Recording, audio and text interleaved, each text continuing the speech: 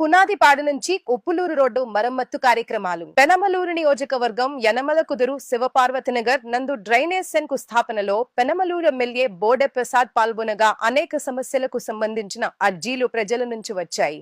వాటిలో ముఖ్యమైనవి సాయినగర్, శివపార్వతి నగర్, లలిత దేవినగర్, తిరుపతి రావునగర్ నందు మంచినీటి సమస్య పరిష్కార దిశగా ఎమ్మెల్యే బోడె ప్రసాద్ సంబంధిత అధికారులతో మాట్లాడారు.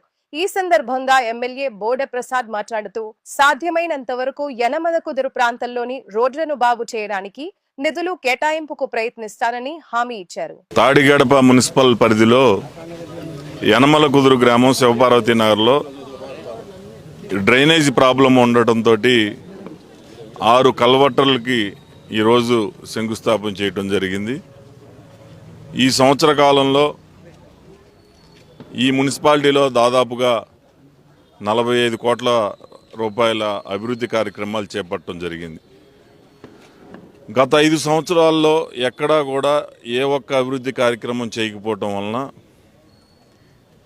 ఈరోజు ప్రజలందరూ కూడా ఎక్కడైతే ఇబ్బందులు ఉన్నాయో వాళ్ళందరూ కూడా మా రోడ్డు చేయండి, మా డ్రైన్ చేయండి అని చెప్పి ఎక్కువగా ఒత్తిళ్లు రావడం జరుగుతూ ఉంది. ఈరోజు ప్రాధాన్యత ప్రకారం ఒక్కొక్కటిగా అన్నీ కూడా చేసుకుంటాం.